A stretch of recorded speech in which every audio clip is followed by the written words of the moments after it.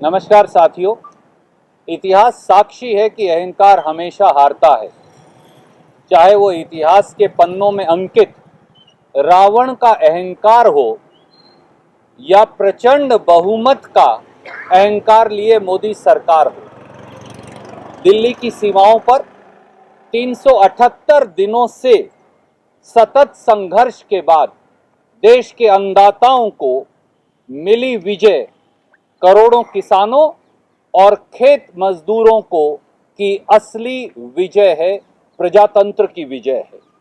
किसान आंदोलन ने महात्मा गांधी जी के सिद्धांत को एक बार फिर चरितार्थ कर दिया कि जनता की असली शक्ति, प्रजातंत्र की असली शक्ति जनता में निहित है।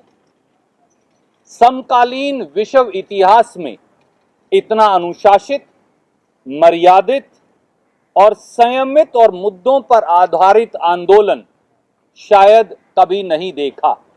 इसके लिए किसान यूनियन के नेताओं को भी हमारी शुभकामनाएं और साधुवाद।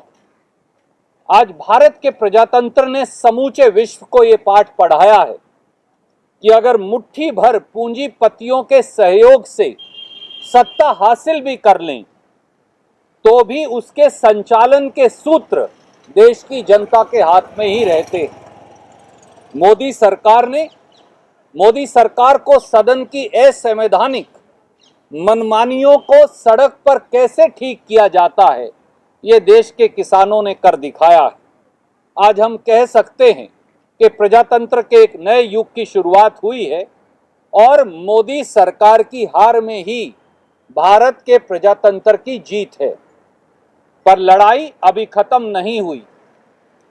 एक बड़े संघर्ष की आज शुरुआत है। ये संघर्ष किस बात का है? ये संघर्ष है किसानों को उपज का केवल न्यूनतम समर्थन मूल्य नहीं, लाभकारी मूल्य दिलवाने का। ये संघर्ष है किसानों को 2022 तक आय दुगनी करने के वादे को निभवाने का। साल 2022 में अब केवल 20 दिन रह गए। मोदी जी सत्ता में आए थे और वोट हथियाए थे। किसान की आय 2022 तक दुगनी हो जाएगी इस वादे के साथ।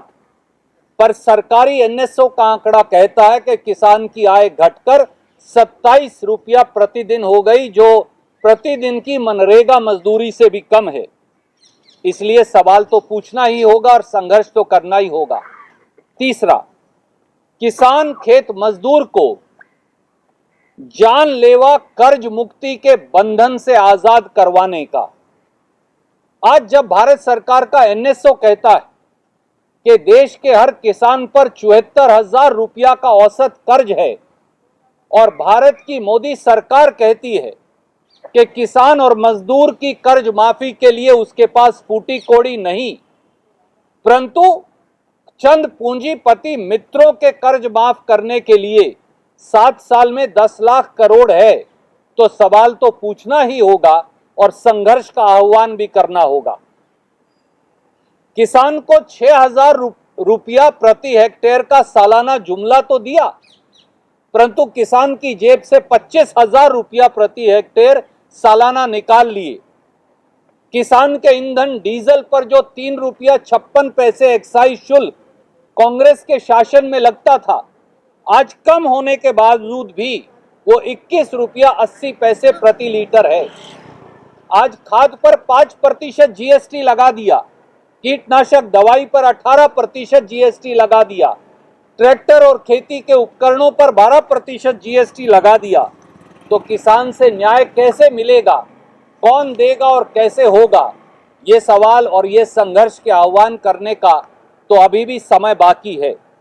और किसानों पर जुल्म ढाने वाले भारत के गृह राज्य मंत्री अजय मिश्रा टीनी जैसे भाजपाई हुक्मरानों को सजा दिलवाने का संघर्ष। 700 किसानों जो शहीद हुए, उनके परिवारों को, जैसा राहुल गांधी जी ने कहा, कम से कम 25 लाख रुपया मुआवजा दिलवाने का संघर्ष भारत सरकार के द्वारा, प्रांतीय सरकारों के द्वारा नहीं, और उन्हें रोजगार दिलवाने का संघर्ष। आज साथियों, आज सत्ता की कायरता हारी है और देश के अन्नदाता, भाग्य विधाता किसान जीते हैं, पर पूंजीपतियों को पूंजने वाली मोदी सरकार के खिलाफ गरीबों, मजदूरों, किसानों का ये संघर्ष नए तरीके से आगे आने वाले समय में बुलंदी से जारी रहेगा।